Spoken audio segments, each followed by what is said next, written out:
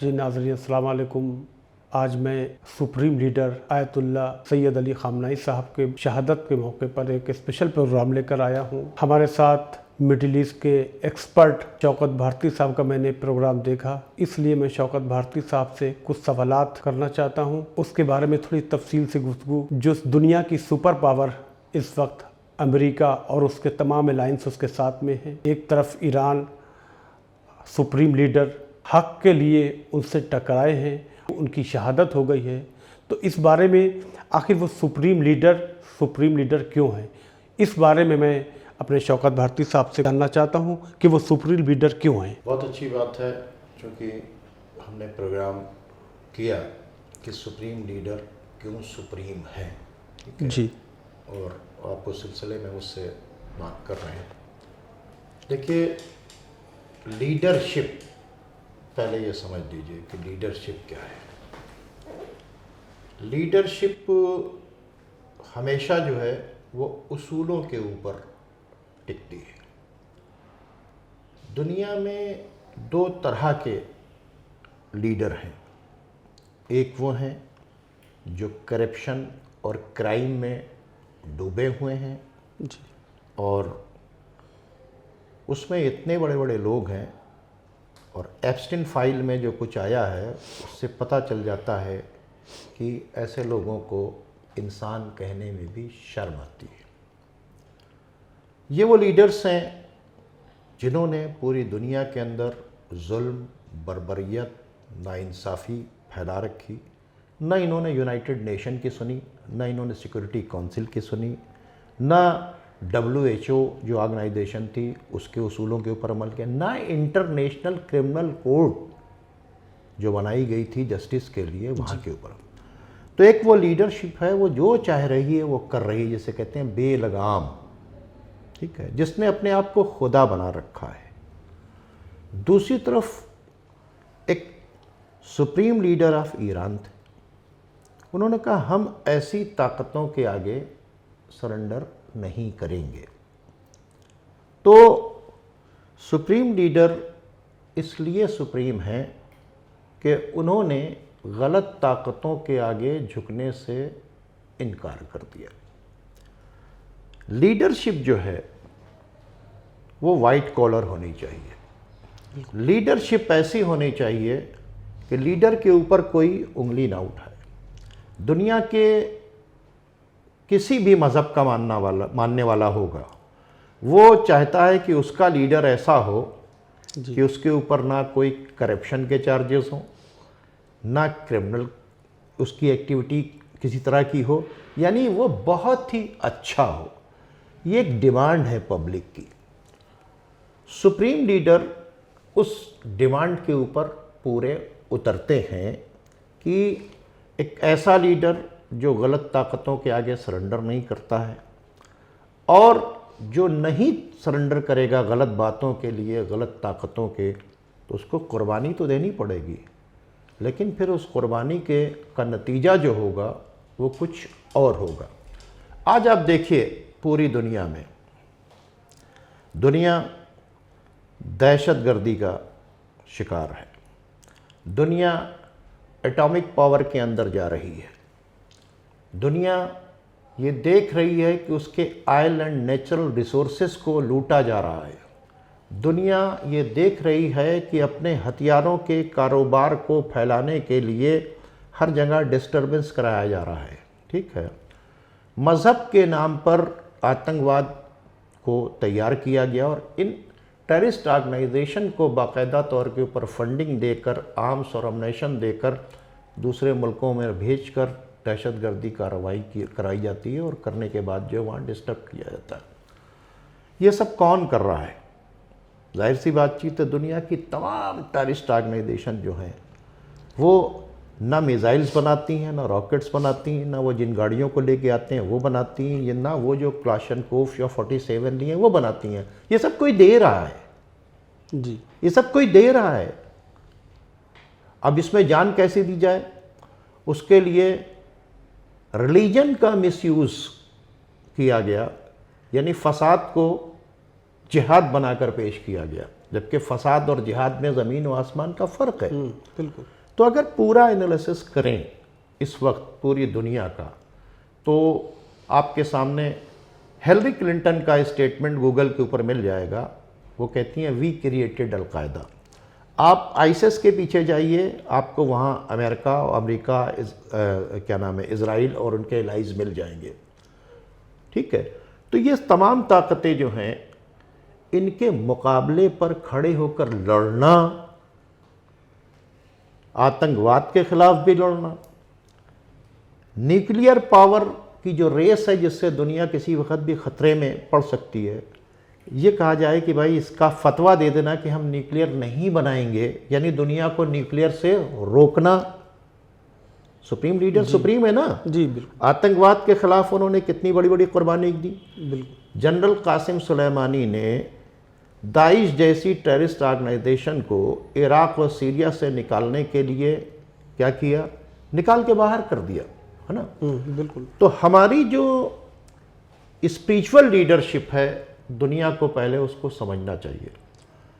हमारे पास दो तरह के दो लीडर हैं इस वक्त, जो हैं तो बहुत से मरजा जिनके तरफ हम रुजू करते हैं। एक हैं सिस्तानी साहब जी, एक हैं खामनाई साहब, जिनकी अभी शहादत हो गई, जिन पे आप प्रोग्राम करने बैठे। आपने देखा कि जिस वक्त आईसिस का अबू बकर बगदादी घुसा, उसने इराक के पूरे इलाके के ऊपर कब्जा कर लिया। ओबामा ने कहा कि 30 साल लगेंगे आईसिस को यहाँ से निकालने में, लेकिन हमारा ये जो सुप्रीम लीडर यानी आयतुल्ला सिस्तानी थे, वो हमारे लीडर ने क्या किया कि एक फतवा दिया कि वो लोग जो हथियार चला सकते हैं, उनकी जिम्मेदारी है कि ये जिहाद के नाम पर जो फसादी आ गए हैं, ये पूरे मुल्क के ऊपर कब्ज़ा कर रहे हैं, लोगों की जान ले रहे हैं। उन्होंने वहाँ क्रिश्चियंस को भी मारा, उनके चर्चेस भी तोड़े। तो उन्होंने कहा कि आपकी मजहबी रिलीजियस ड्यूटी है कि इन फसादियों को जो जिहाद के नाम पर, जो इस्लामी खिलाफत कायम करने के नाम पर आ रहे हैं, आप इनके खिलाफ खड़े होइए।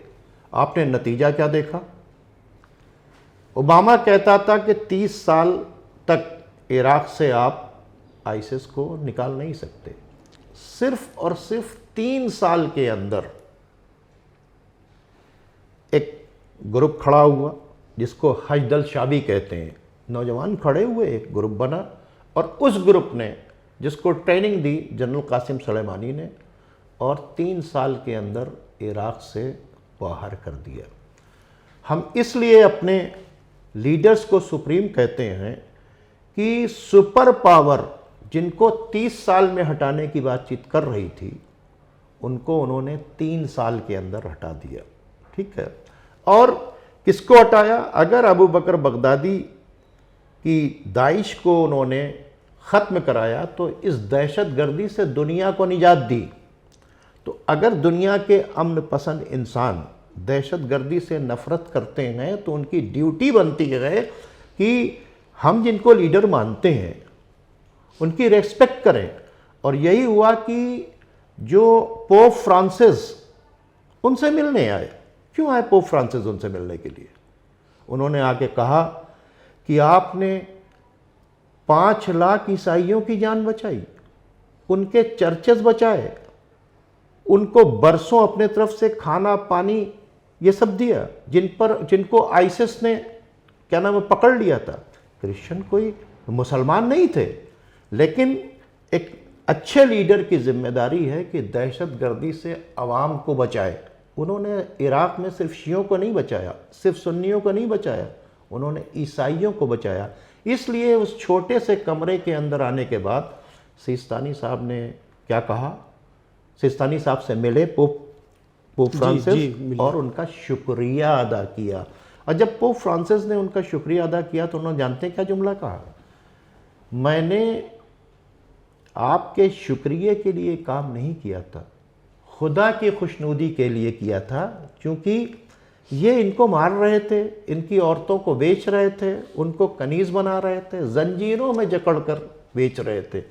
तो क्या ऐसे लोग सुप्रीम नहीं है, और अगर सुप्रीम नहीं होते तो पोप फ्रांसिस मिलने के लिए नहीं आते। बेशक। तो देखिए, इन सारी चीज़ों को समझने के लिए आपको पहले समझना पड़ेगा कि शिया कम्युनिटी के अंदर लीडरशिप किसे कहते हैं। लीडरशिप अगर गलत होगी, लीडर मैंने कहा अगर क्राइम में डूबा होगा, करप्शन में डूबा होगा, पॉइज्ड नहीं होगा, रेड मनी या ब्लैक मनी का इस्तेमाल करता होगा, तो वो लीडर ये नहीं कर सकता। अगर वो अल्लाह से डरेगा तो फिर किसी से नहीं डरेगा। बिल्कुल। अब आइए खामनाई साहब की तरफ चलते हैं। जी। एक बात मेरे नाजरीन समझ लें कि हम न ईरान के पैरोकार हैं और न हम इराक के पैरोकार हैं। जी। हम एक पॉइज्ड लीडरशिप को मानते हैं जिसको कहते हैं मर्जा। मर्जा मतलब जिसके तरफ हम रुजू करें कि हम क्या करें। हमारा कोई कदम गलत ना उठे, हम अपने आप फैसले न लें, इसलिए हम किसी की तरफ रुजू करते हैं। इसके लिए आपको समझना पड़ेगा कि मरजइयत है क्या। जब आप मरजइयत को समझेंगे तो ये समझ में आएगा कि कुरान ने एक फैसला किया था कि जो तक़वे में अफजल, यानी जो चरित्र में उत्तम होगा वो उत्तम होगा। हमारे यहाँ लीडरशिप का कंसेप्ट क्या है, जो सबसे ज़्यादा कैरेक्टर वाला होगा। और कैरेक्टर वाला बनने के लिए आपको पता है कि इल्म की ज़रूरत होगी। इसके मतलब सबसे ज़्यादा ज्ञानी होना चाहिए। बेशक। बिल्कुल बिल्कुल। दूसरी चीज़ है, ज्ञान भी है, चरित्र भी है, लेकिन करेज नहीं है, बहादुरी नहीं है कि हम कहेंगे तो ये नाराज़ हो जाएंगे, ये ख़तरा हो जाएगा ना। सच बात को कहो चाहे कुछ हो, तो उसके अंदर करेज भी होना चाहिए। तो शिया कम्युनिटी में जो लीडरशिप है वो किसके पास रहनी चाहिए, जो जिसका कैरेक्टर सबसे अच्छा हो, जो सबसे ज़्यादा ज्ञान रखता हो। दूसरी बात यह है कि वो ऐसा हो कि उसके अंदर करेज हो। कुरान ने भी कहा जो तक़वे में अफजल है वो अफजल है, जो इल्म में अफजल है वो अफजल है, जो इल्म में और शुजात में अफजल है यानी बहादुरी के अंदर अफजल है वो अफजल है। तो हमारे यहाँ जो लीडरशिप का कंसेप्ट है, रिलीजियस लीडरशिप का, वो ये है कि हम हर किसी को लीडर नहीं मानते। और लीडर जो है डिमांड है हर कम्युनिटी की। हर धर्म के अंदर धर्म गुरु पाए जाते हैं। हाँ, कहीं पर पोप हैं, कहीं पे शंकराचार्य हैं, कहीं दूसरे धर्म गुरु हैं, ठीक है, कहीं पर रब्बी हैं। हमारे यहाँ मर्जा है, और हमारे मर्जा कई हैं, लेकिन दो वो मेन हैं कि जिनको फॉलो जो है, तकलीद जिसे कहते हैं, पूरी दुनिया के अंदर लोग उनको फॉलो करते हैं। उसी में से एक मर्जा supreme leader of Iran Ayatollah Khamenei साहब थे, जिन्हें शहीद कर दिया गया।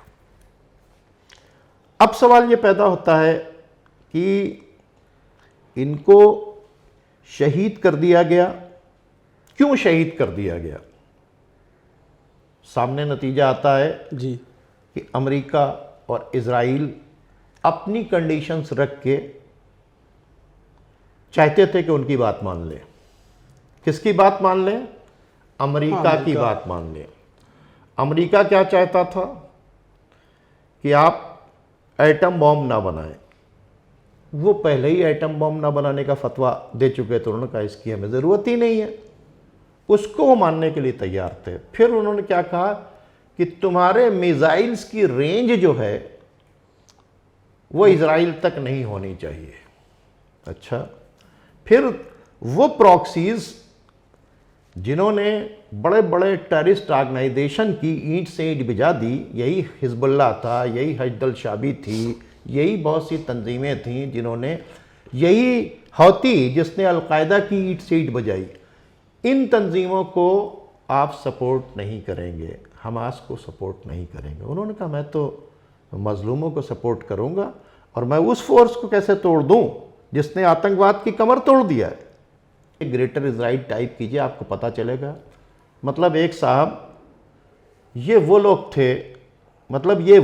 थे, आप इनके बारे में समझिए कि ये इनको बहुत ज़्यादा जर्मन में मारा गया था।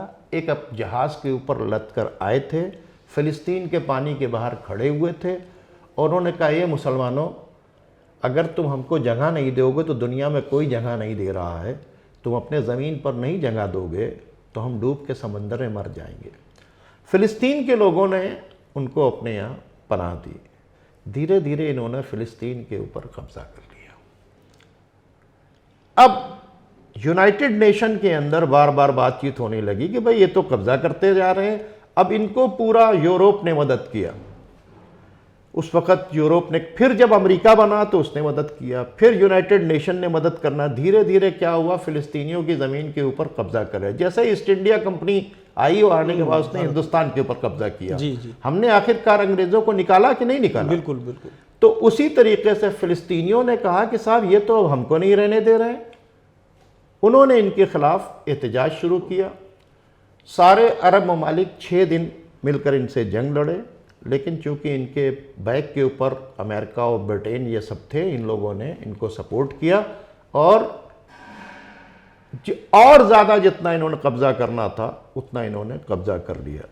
अब इस वक्त की पोजीशन ये है कि इन्होंने टोटल फ़िलिस्तीन के ऊपर कब्जा कर लिया है। एक गज़ा की छोटी सी स्क्रिप्ट, अब क्या कह रहे हैं वो, हम ग्रेटर इजराइल बनाएंगे, और ये जो मस्जिद अक्सा है इसको गिराएंगे, हम अपना 3rd टेम्पल बनाएंगे, और सबको हम खाली कराएंगे। और अमेरिका और पूरे यूरोप मिलकर क्या करने जा रहे हैं कि मेडिटेरियन सी से पूरी दुनिया को गैस सप्लाई करने, क्योंकि गज़ा के नीचे बहुत ज़्यादा गैस और पेट्रोल है, उसके ऊपर कब्ज़ा करना चाहते हैं। उसके लिए फ़िलिस्तीनी जद्दोजहद की लड़ाई लड़ रहे हैं। ये अरब के ममालिक जो पहले लड़ाई लड़ते थे, फिर धीरे धीरे ये सरेंडर हो गए। आज का नतीजा क्या है? इनको मदद कौन कर रहा? इनकी मदद की ईरान ने। किसने? ईरान ने। ईरान में रज़ा शाह पहलवी ने नहीं, पुराने ईरान ने नहीं। देखिए, मैं आपसे बात बता दूं, हम ना ईरान और ना इराक़ के फॉलोअर हैं। हम जो फॉलोअर हैं वो स्पिरिचुअल लीडर के फॉलोअर हैं। वो स्पिरिचुअल लीडर अगर हिंदुस्तान में अगर हो जाएगा तो हम यहाँ भी तकलीद कर सकते हैं। खामनाई साहब ईरान में थे इसलिए उनकी तकलीद नहीं है, सिस्तानी साहब इराक़ में है इसलिए उनकी तकलीद नहीं है। वो एक कैरेक्टर वाली पर्सनालिटी है, वो ईरानी है, एक उनकी नेशनलिटी है। लेकिन पूरी दुनिया के शिया जो हैं वो एज ए धर्म गुरु उनको मानते हैं। तो ये लोगों की गलतफहमी है कि हम ईरान के पीछे हैं ना। कल रज़ा शाह पहलवी था, या फिर अभी खुदा न खास्ता दूसरी गवर्नमेंट, हम किसी गवर्नमेंट के पीछे नहीं। या इराक़ के अंदर सद्दाम हुसैन था तो क्या हम उसको फॉलो कर रहे थे? हम स्पिरिचुअल लीडरशिप को फॉलो करते हैं। दुनिया को इस बात को समझना पड़ेगा कि, और स्पिरिचुअल लीडरशिप, एक अच्छी लीडरशिप, एक पायस लीडरशिप, ये दुनिया के हर इंसान की डिमांड है। समझ रहे बात? जी जी बिल्कुल जी। तो अब सवाल ये पैदा होता है, जब शाह की गवर्नमेंट गई और खुमैनी साहब आए, रिवोल्यूशन आया ईरान के अंदर, तो उन्होंने कहा ये कौन सी बातचीत है? फ़िलिस्तीन मजलूम है, उनकी ज़मीन के ऊपर कब्ज़ा किया जा रहा है, बैतुल मुक़द्दस मुसलमानों का है, उसको गिरा के हैकल सुलेमानी नस्ब करने के बाद उन्होंने दुनिया भर के मुसलमानों से कहा कि आओ, अगर एक एक बाल्टी पानी तुम लोग मिलकर डाल दोगे तो इजराइल बह जाएगा। उन्होंने पहली बात यूनिटी की दावत दी तमाम मुसलमानों को, ठीक है। उनसे कहा कि अमेरिका जो है ये सबसे बड़ा शैतान है, इजराइल सबसे बड़ा शैतान है। उन्होंने कब कहा था? 50 साल पहले की बातचीत है। आज आप देखिए एप्स्टीन फाइल के अंदर जिनको उन लोगों ने शैतान कहा था वो किस कदर शैतान है। जितने छोटी बच्चियों के साथ रेप, बच्चों के साथ रेप, उनको काटना, काटने के बाद उनकी बलि देना, फिर उनको रोस्ट करके खाना, और जो भी क्राइम एप्स्टीन फाइल के अंदर हैं, अब तो सारी दुनिया देख रही है। 50 साल पहले ईरान ने इन्हें क्या कहा था, यानी खुमैनी साहब ने क्या कहा था कि शैतान बुजुर्ग, यानी सबसे बड़ा शैतान इनको कहा था। आज सारी दुनिया ने देख लिया। बिल्कुल। अब उसके बाद जो है हर जगह रिजीम चेंज करना शुरू किया, लीबिया के अंदर, सीरिया के अंदर, इराक के अंदर, अभी जाकर मैड्रो को जाकर वहाँ से गिरफ्तार कर लिया है, वेनेजुएला से। मतलब एक दुनिया के अंदर जो चाह रहे हैं वही कर रहे हैं। तो खुमैनी साहब ने पहले अपने यहाँ से निकाला ईरान को, अमेरिका को, इजराइल को। और वो जो पपेट गवर्नमेंट थी, कौन सी गवर्नमेंट, जिस तरीके से अरब कंट्रीज के लोग आज पपेट बने, वैसे ही शाह ईरान पपेट बना था। शाह ईरान का बेटा उन्हीं की गोद के अंदर बैठा हुआ। जो पपेट गवर्नमेंट थी ईरान, उसको हटाया, पहले अपने घर की सफाई की, है ना, फिर अपने यहाँ से उन्होंने इजराइल को, अमेरिका को भगाया और ये एक स्लोगन दिया कि दुनिया भर के मुसलमानों, अगर मुत्तहिद होकर एक एक बाल्टी पानी डाल दो तो इजराइल बह जाएगा। उन्होंने शिया और सुन्नी इत्तेहाद के लिए बातचीत की कि भाई आओ बैतुल मुक़द्दस के लिए तो एक हो जाए, फ़िलिस्तीन की आज़ादी के लिए तो एक हो जाए। फ़िलिस्तीन को आज़ाद कराने का एजेंडा तो अरबों का था, वो तो साइलेंट हो गए। फिर क्या हुआ, साइलेंट होने का इनाम ये हुआ कि ये तमाम सऊदी अरब, कतर, जॉर्डन, मिस्र, ये सबको अमेरिकन सपोर्ट मिलता रहा और सब ये ईरान के अगेंस्ट खड़े हो गए और सद्दाम हुसैन से 8 साल अटैक करके ईरान को बर्बाद करने की पूरी कोशिश की गई। पूरा यूरोप था, पूरा अरब था, उस वक्त तो यूएसएसआर भी था इनके साथ में। सब ने मिलकर क्या किया, 8 साल कोशिश किया कि ये जो पॉइज्ड लीडरशिप आई है, जो चरित्र वाली लीडरशिप आई है, जो क्राइम में मुलविस नहीं है, समझ जाए बातचीत को, जो करप्शन में मुलविस नहीं है। एक बात हम आपको और बता दें जी अतफाल साहब, मिशन के लिए पैसे की ज़रूरत होती है। बिल्कुल बिल्कुल। पैसे के बगैर मिशन नहीं चलता। लेकिन पाक लीडरशिप जो है, मरजइयत जो है, हमारी स्पिरिचुअल लीडरशिप है, हर पैसा एक्सेप्ट नहीं करती। ना रेड मनी, ना ब्लैक मनी, ना इलीगल तरीके से किसी पैसे को अगर कमा लिया जाए उसको ना। वो कहते हैं मेहनत से कमाए हुए पैसे को अगर आप बचा रहे हैं, उसमें आप अपना खूब खाइए पीजिए, साल भर का खर्च भी रख लीजिए। उसके बाद आपके पास अगर पैसा है तो उसमें 20% निकाल दीजिए और उस 20% से एजुकेशन का काम हो, हेल्थ का काम हो, चैरिटी का काम हो। तो दुनिया में हमारे पास सबसे बड़ा सिस्टम है। एक हमारा कंसेप्ट ये है कि हम गलत को लीडर नहीं मानते, एक चरित्रवान इंसान को लीडर मानते हैं, एक एजुकेटेड इंसान को लीडर मानते हैं, एक करेजियस इंसान को लीडर मानते हैं। हम उसके पीछे चलते हैं और उसके कहने से वो 20% अपने पास नहीं रखता है। वो 20% ये कहता है कि आपके इलाके में या कहीं पर भी कोई परेशानी है तो उस 20% से उन दबे कुचले लोगों की मदद कीजिए, एजुकेशन का काम कीजिए, हेल्थ का काम कीजिए, अपलिफ्टमेंट का काम कीजिए। तो इसके मतलब हमारे पास और कोई भी अच्छे काम के लिए अच्छा पैसा, हम शिया हो लेकिन अगर शराब का काम कर रहा हो मुझसे पैसा नहीं लेंगे, वो जुए का काम कर रहा हो मुझसे पैसा नहीं लेंगे, वो इलीगल काम कर रहा है मुझसे खुम्स नहीं लेंगे। जो हमारी पाक लीडरशिप है वो पाक लीडरशिप भी है और पाक पैसा भी है। वजह क्या है कि हम मोहम्मद के बाद आले मोहम्मद को मानने वाले हैं, रसूल के बाद आले रसूल को मानने वाले हैं। रसूल के बाद 2 तरह का इस्लाम चला, एक वो रियल इस्लाम था और ख़ुद पैगंबर ने कहा था मैं अपने बाद कुरान और अहले बैत छोड़ के जा रहा हूँ, इसको पकड़ोगे तो बचोगे, छोड़ दोगे तो जहन्नम चले जाओगे। जिन लोगों ने नहीं पकड़ा, सिर्फ 50 साल के बाद वो यजीद के पीछे खड़े हो गए। ये यजीद कौन था? यजीद इतना बड़ा रूलर था कि 3 कॉन्टिनेंटल में, 3 बर्रे आज़म में उसकी हुकूमत थी और वो बुराइयों का मुजस्समा था। जो कुछ आज की एप्स्टीन फाइल के अंदर हो रहा है वो सब यजीद करता था। कौन था? मुसलमान था, लेकिन उसके पास पावर थी। उस वक्त जैसे आज अमेरिका के पास पावर है, उसके पास कुर्सी की पावर थी। सारे लोग किसके पीछे खड़े हो गए? यजीद के पीछे खड़े हो गए। किसके पीछे खड़े हो? यजीद के पीछे खड़े हुए। एक मोहम्मद साहब के नवासे इमाम हुसैन थे। उन्होंने क्या कहा कि हम तो इसको रूलर नहीं मानेंगे। उस जमाने में बैत होती थी, यानी रूलर जो कहेगा वही आपको करना पड़ेगा। रूलर कहे शराब पियो, जुआ खेलो, लोगों को कत्ल करो, आप उसके मुखालफत नहीं कर सकते।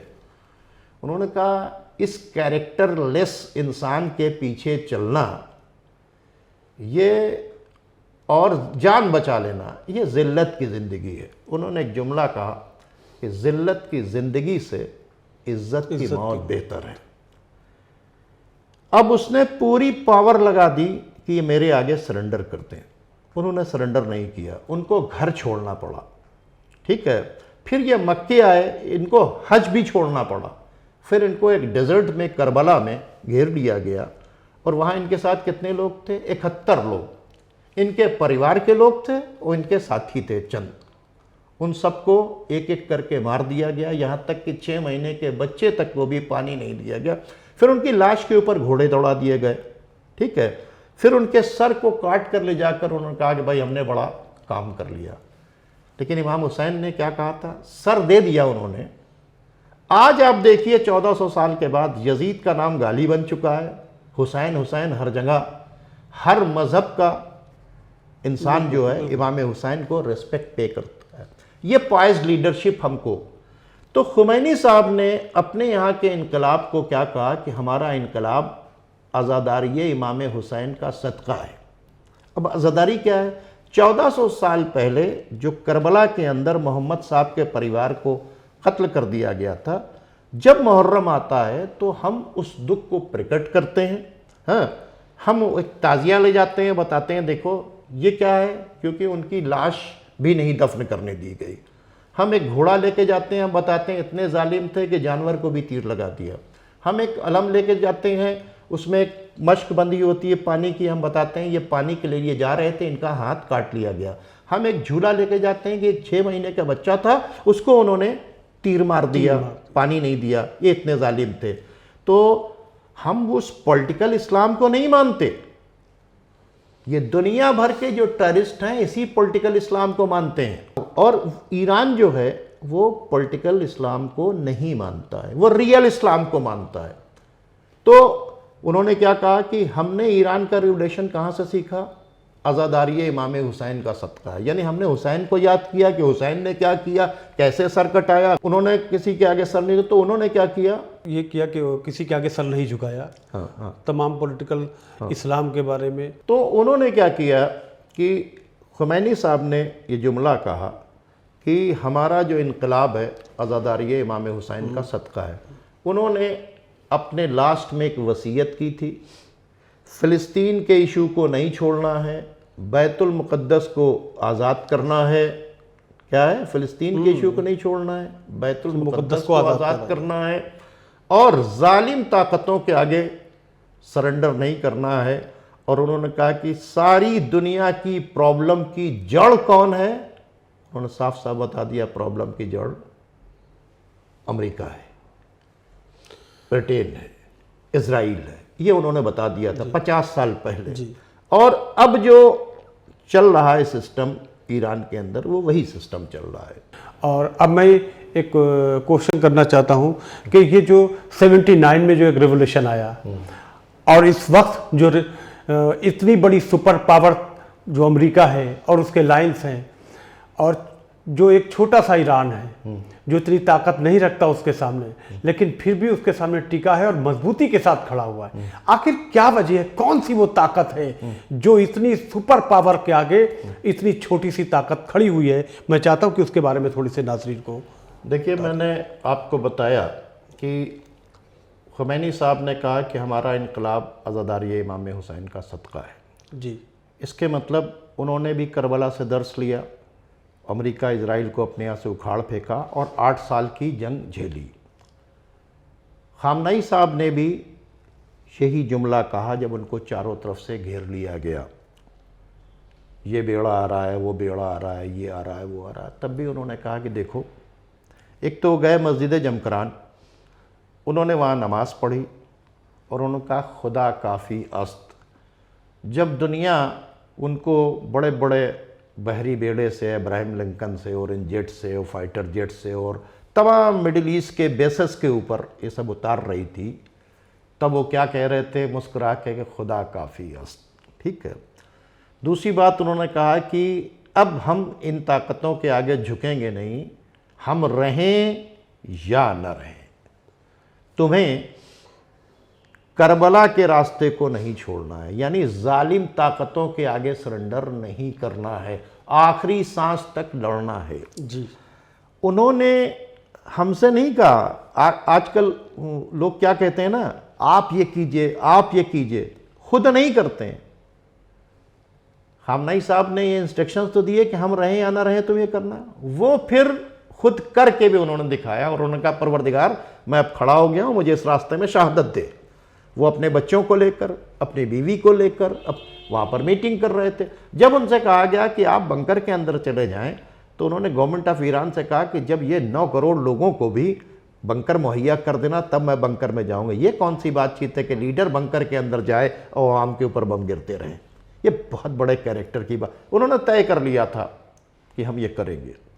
वजह क्या है, उन्होंने ये दर्स करबला से लिया, करबला को कोट किया। दुनिया को करबला समझना पड़ेगा कि करबला क्या है। करबला जालिम ताकतों के आगे सरेंडर नहीं करने देती और करबला जालिम के खिलाफ उठने के लिए कहती है, खड़े होने की। इमाम हुसैन ने कहा कि जुल्म के खिलाफ जितनी देर से उठोगे उतनी ज़्यादा कुर्बानी देनी पड़ेगी। आज सारी दुनिया देख रही है कि अमेरिका और इजराइल से बड़ा जालिम क्या, लाखों बच्चों को और औरतों को, बूढ़ों को फ़िलिस्तीन के अंदर पूरी तरीके से ख़त्म कर दिया। 3000 लोगों के ऊपर जो बॉम्ब मारा है वो भाप बनकर उड़ गए हैं। कितना जुल्म, जितना हिरोशिमा और नागासाकी के ऊपर बारूद नहीं गिरा उससे ज़्यादा गज़ा के ऊपर गिराया। तो सवाल ये पैदा हो, international court fail, United nation सब तमाशा बने हुए हैं, सब जालिम ताकतों के सोच रहे हैं कि अमेरिका के खिलाफ बोलेंगे तो पता नहीं क्या हो जाएगा। अपने आप को ये कहने वाले कि हम अल्लाह पे भरोसा करते हैं, ये तमाम अरब ममालिक अपने अपने अड्डे वहाँ दे रहे हैं, इनको पैसे दे रहे हैं, सब कुछ कर रहे थे, सब कुछ। लेकिन वो आदमी क्या कह रहा था, मैं रहूँ या ना रहूँ, करबला के रास्ते के ऊपर चलना। उसने कहा ही नहीं, प्रैक्टिकल करके दिखा दिया। और आज देखिए उसके चाहने वाले क्या कर रहे हैं। आज उसके चाहने वालों ने इनकी ईंट से ईंट बजा दी। कहाँ अमेरिका, कहाँ ईरान, लेकिन वो लड़ रहे हैं ना। उन्होंने क्या कहा, हम अपनी ताकत भर, उन्होंने एक मैसेज दिया, अपनी ताकत भर आप जो कुछ कर सकते हैं वो कीजिए। आप कभी जब आप सोचते हैं इनके पास इतनी ताकत है, इनके पास ताकत, तो आप खुदा को भूल जाते हैं, खुदा की ताकत को। और जो अरब ममालिक हैं, आप देखें कि कुरान ने साफ साफ सूरह मायदा में 51 से 55 नंबर की आयत में कहा है, ऐ ईमान वालों, यहूद और नसारा को सरप्रस्त न बनाओ। कुरान कह रहा है जिसने सरप्रस्त बनाया वो उन्हीं में है। कुरान कह रहा है, ऐ रसूल आप देखिए जिनके दिल में निफाक का मर्ज है, ये हिपोक्रेट्स हैं, ये उनमें जा जाकर मिलते हैं और क्या सोचते हैं कहीं मेरी मतलब ज़माने की गर्दिश में न मुब्तला हो जाए। एक बादशाह की गर्दिश क्या होती है, उसकी कुर्सी, यानी हमारी सत्ता ना चली जाए, इसलिए कहाँ खड़े हुए हैं, फिलिस्तीनी मर रहे हैं, बच्चे काटे जा रहे हैं, सब कुछ हो रहा है, ये कहाँ खड़े हैं, उन्हीं के साथ। और इन्होंने अपने सारे बेसेस दे दिए, क्यों, अमेरिका के डर के मारे, हाँ। और उसके बाद ईरान के ऊपर इन्होंने अटैक करा दिया, ठीक है। लेकिन कुरान ने यह भी कहा है कि लेकिन अल्लाह जब फतेह नाजिल करेगा, यानी कुरान ने यह भी बताया है कि ये फतेह नहीं नाजिल करेंगे, फतेह उसी ग्रोह की होगी। जब वो फतेह नाजिल करेंगे तो जो अपने दिल में छुपाए थे शर्मसार होंगे, उनके सारे अमाल अकारत। मैंने मफहूम बताया, हमारे नाजरीन खुद सूरह मायदा की आयत नंबर 51 से 55 तक खोलकर देख लें। तो अब सवाल ये पैदा होता है, रसूल अल्लाह क्या कह के गए थे, कुरान और अहले बैत को फॉलो करना। शियत क्या है, कुरान और अहले बैत को फॉलो करने का नाम है। मर्जा कौन है? जो हम उन पर रुजू करते हैं ताकि वो हमसे कुरान और अहले बैत से हमको जोड़े रखें। कुरान का रास्ता क्या है कि सच्चों के साथ हो जाओ। कुरान का रास्ता क्या है कि जुल्म मत करो।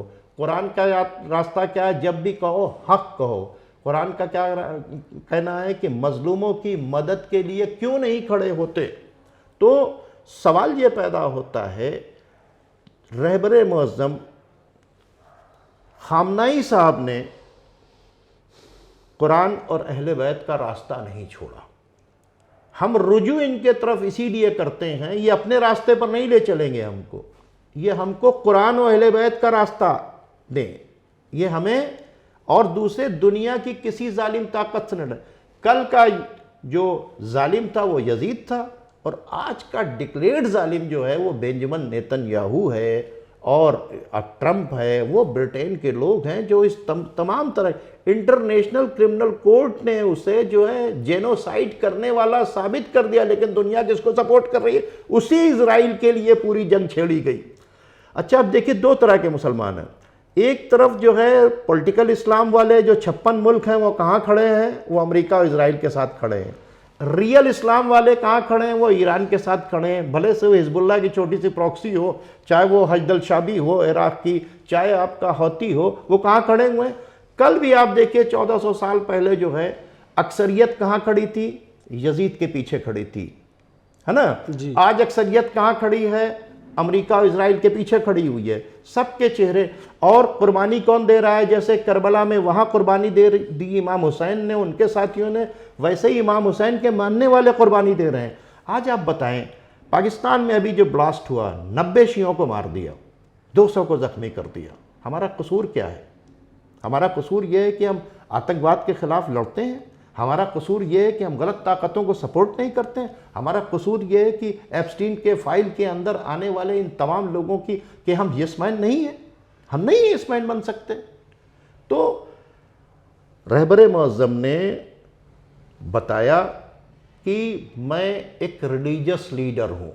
खुदा का शुक्र है, सिस्तानी साहब भी जो हमारे रिलीजियस लीडर हैं, ना उनके कैरेक्टर के ऊपर कोई उंगली उठा सका। सिस्तानी साहब के बाद खामनाई साहब हैं, ना उनके ऊपर कोई उंगली उठा सका, और जो हमारे मराजे हैं उनके ऊपर भी कोई उंगली उठाता। हम दुनिया की वो कौम है जिसके पास कैरेक्टर वाली लीडरशिप है, करेज वाली लीडरशिप है, जो हमको जुल्म से रोकती है, जो हमें जिहाद का सही माने बताती है। जिहाद के मतलब ये फसाद और दहशत गर्दी नहीं है। जिहाद के माने ये हैं कि डिफेंसिव, अगर तुम पर अटैक हो तो फिर तुम आखिरी सांस तक लड़ो। तुम ना किसी के मुल्क के ऊपर कब्जा करो, ना तुम किसी के ऊपर अटैक करो, तुम जुल्म मत करो, तुम अमन की बातचीत करो, तुम जियो और जीने दो। जब तुम्हारे ऊपर कोई ज़बरदस्ती आए कि हम तुम्हें ऐसा नहीं करने देंगे, तो अब तुम खड़े होने के बाद उसकी जान दे दो। तुम ये ना देखना कि तुम्हारे पास असलहे कितने हैं, तुम ये ना देखना कि तुम्हारे पास अफराद कितने हैं, तुम बस अल्लाह के भरोसे खड़े हो जाना।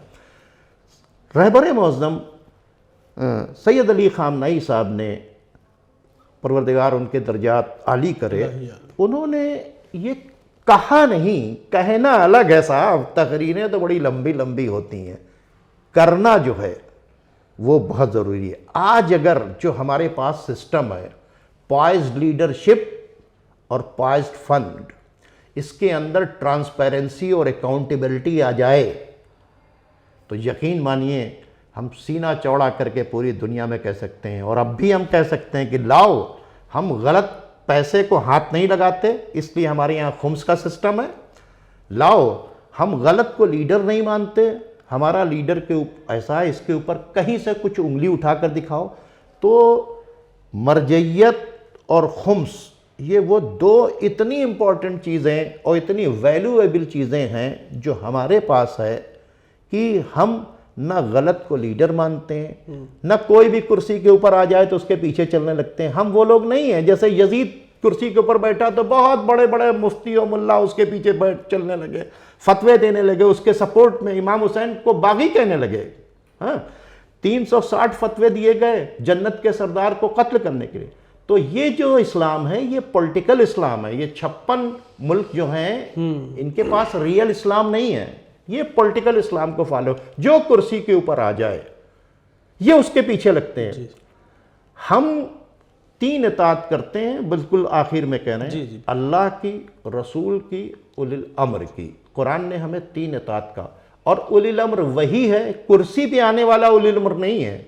उलिल अम्र खुद भी अल्लाह और अल्लाह के रसूल की इताअत करे और उसका कोई हुक्म अल्लाह और अल्लाह के रसूल से न टकराए। हमारी जो मर्जियत है, जिनके तरफ रुजू करते हैं, वो हमको इनके तरफ रुजू करवाते हैं। किधर? कि तुमको 3 लोगों को फॉलो करने के लिए, अल्लाह की, रसूल की, उलिल अम्र की। अपनी इताअत नहीं करवाते, वो हमसे कहते हैं उनकी इताअत करो, क्योंकि पैगंबर ने फाइनल जजमेंट सुनाया था, इन्नी तारिकुम फीकुम सकलैन किताबुल्लाह इतरती व इलैहि। शिया और सुन्नी दोनों से कहा था कि अगर मेरे बात कुरान और अहले बैत को पकड़ोगे तो बचोगे, छोड़ दोगे तो जहन्नम चले जाओगे, भले से तो मुसलमान हो। फॉलो किसको करना था? कुरान और अहले बैत को। मर्जियत क्या करती है? कुरान और अहले बैत को हमको फॉलो कराती है। फंड कौन सा होना चाहिए? गलत पैसा नहीं होना चाहिए, हमारे पास पाक पैसा होना चाहिए, जिससे जो है हम क्या करें कि वो अच्छे जितने भी काम हमें करने हैं वो हमें पाक पैसे से करने हैं। लीडरशिप हमारी पाक होना चाहिए। और मैं दुनिया को चैलेंज करता हूं कि लाओ सिस्तानी साहब जैसा लीडर ला के दिखाओ, लाओ खामनाई साहब जैसा लीडर लेकर दिखाओ, या जो और हमारे महाराजे हैं वहीद खुरासानी साहब जैसा लीडर ला के दिखाओ, या जो हमारे और भी बहुत से महाराजे हैं उनका जैसा लीडर ला के दिखाओ। वो जुल्म न बर्दाश्त करते हैं और न जुल्म करते हैं। और यही वजह है कि आप देखते हैं कि 1400 साल से हम जुलूस निकाल कर हुसैन हुसैन करते हैं। जी बेशक। और हम एक मैसेज देते हैं कि हम ना जुल्म करते हैं और ना जुल्म बर्दाश्त करते हैं। हम मजलूम के साथ ज़िंदगी में रहते हैं और उसकी शहादत के बाद भी रहते हैं। 1400 साल पहले हुसैन शहीद हुए, आज हम इमाम हुसैन से जुड़े हुए हैं। यही वजह है कि हम दुनिया से अलग हैं। दुनिया को पहले हमें समझना चाहिए, करबला को समझना चाहिए, अज़ादारी को समझना चाहिए, शीयत को समझना चाहिए, दोनों को खल्त मल्त न समझना करना चाहिए, और ये समझ लेना चाहिए कि रियल इस्लाम क्या है, पॉलिटिकल इस्लाम क्या है। जब तक रियल और पॉलिटिकल इस्लाम का फ़र्क नहीं समझेंगे, मर्जियत है क्या इसको समझें, एक पाक लीडरशिप। और ये भी मैं बता दूं आखिर में कि अगर यहाँ के ऊपर पाक लीडरशिप एक बड़ी डेवलप हो जाएगी तो मर्जियत किसी मुल्क में कैद रहने की बातचीत नहीं है। इराक़ के अंदर सिस्तानी साहब जैसी पाक लीडरशिप है, हम सिस्तानी साहब के साथ हैं। ईरान में तो हम वहाँ के ऊपर हैं, हिंदुस्तान में तो हम वहाँ के ऊपर हैं। हम मुल्कों के पीछे नहीं हैं। हाँ, एक लीडरशिप, हम एक ऐसे लीडरशिप में जिसके लिए हमें कंडीशन दी गई थी, जो तक़वे में सबसे ज़्यादा अफजल हो, जो इल्म में सबसे ज़्यादा अफजल हो, जो शुजा हो, जो दीन का मुहाफिज हो, जो अपने नफ्स पर कंट्रोल करने वाला हो। यानी उसको ये नहीं हो कि ये दौलत आ जाए, ये हो जाए, महल आ जाए, ये आ जाए ना। उसके तो सामने दस्तरखान पर अगर मुर्गा रखा हुआ है और दाल रखी हुई है और उसका दिल करता है कि मुर्गा खाने का, तो अपने नफ्स पर कंट्रोल करे, दाल से पेट भर ले।